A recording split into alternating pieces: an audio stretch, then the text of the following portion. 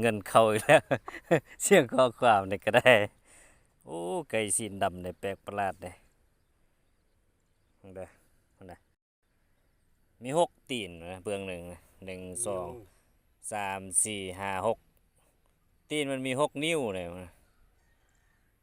นี่2 เบื้องเนาะ2 เบื้องก็เป็น12 นิ้วเลยเนาะนี่นะโอ้ไก่แปลกประหลาดแต่ว่าไก่สีดำอีกเลยไก่วิเศษนี่นะไก่สีดำเนี่ยเป็นยาดีเลยกินมันดีพญาธิพะเยาหลายอย่างเลยนะ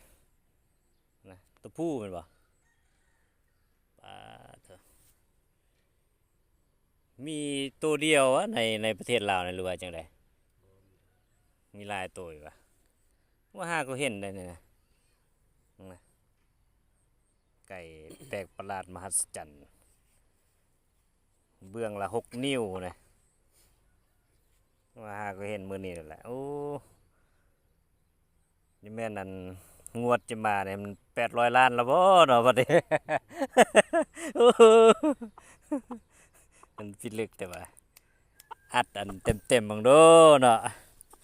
800 ล้านบังโดเนาะอันกระเป๋าแบบหนักๆจัดหนักๆนะไก่ซีนดำเห็นบ่ไม่ยังซื้อ60,000 60,000ถ้า60,000ว่ะโอ้ตัวตังค์มันแต่น้อยว่ะ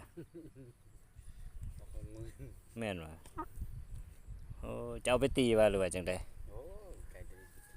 เลี้ยงอันโอ้ยจะบินพายแล้วเด้เลี้ยงเอาพันมันว่ะไปแม่ซกไว้ไหมมีโรตี้พันมันนะหรือว่ายังวะยังวะโอ้เป็นข่าวดังตัวนี่นะไก่สินดำนี่เบื้องละ6 ตีนนี่2 เบื้องกับ12 ตีนเพิ่นได้12 นิ้วนะซีนไก่ดำเนี่ยเป็นยาสมุนไพรดีเยี่ยมรักษาโรคพยาธิพะเยานะกินก็แซ่บดี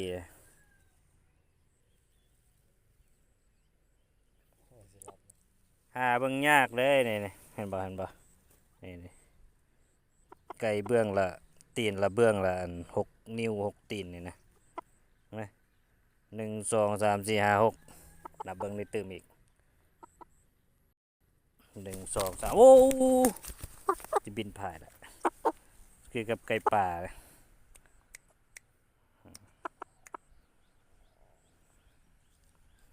โอ้บักงามๆไหมเนาะ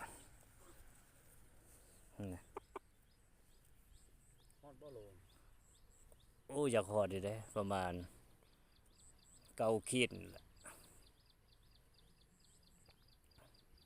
เป็นบุญตาแล้วแต่ว่าได้เห็นเนาะแต่ว่าหาเบิ่งยากเลยมีที่เดียวในโลกว่ะขอโทษ สร้างตำนานนั่นน่ะเป็นประวัติศาสตร์แล้วโอ้เนาะ แล้วแต่จะเป็นไปแล้วบัดนี้ว่าเคยเห็นในตีนไก่มีแต่4 ตีนนะมันบ่4 นิ้วมันบ่เบื้องหนึ่งอะนะแต่ว่าใน6 ตีนเนี่ยนะว่า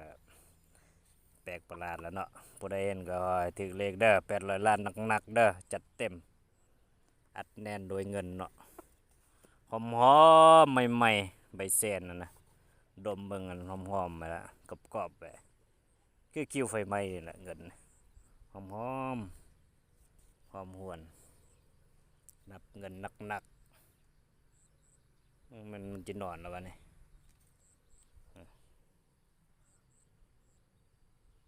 เบือกละ6 นิ้ว6 ตีน12 ตีน800 ล้านหนักๆบางโดนี่ก็ได้สร้างข่าวดังในประเทศลาวมีชื่อเสียงโด่งดัง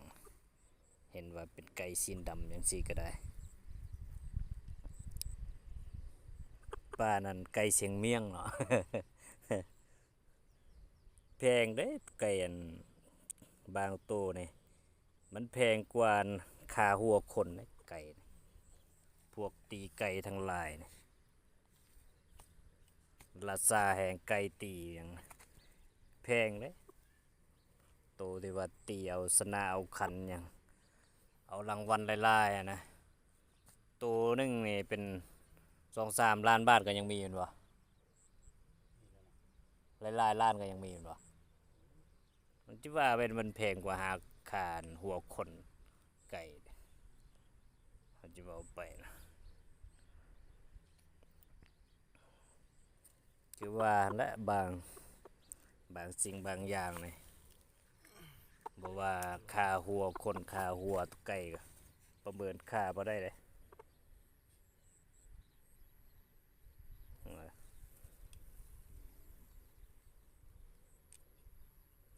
เป็นหลายล้านบาทได้บ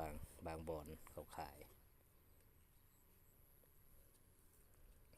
สร้างเงินสร้างรายรับมันยังมหาศาลเด้ตัวนี้นะ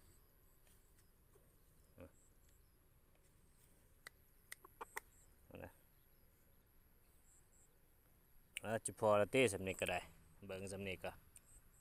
สมใจแล้วล่ะ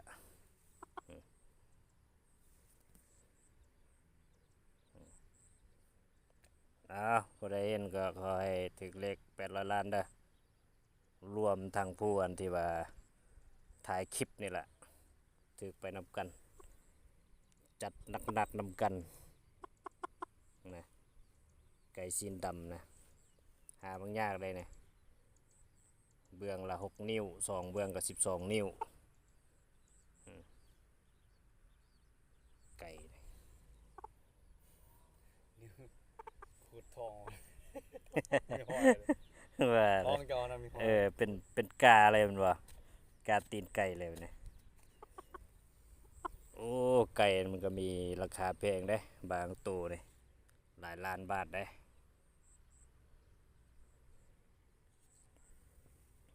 โอเคละผู้ใดได้เห็นก็ขอให้ร่ำให้รวยนั่นแหละนับเงินหนักๆไปนับกัน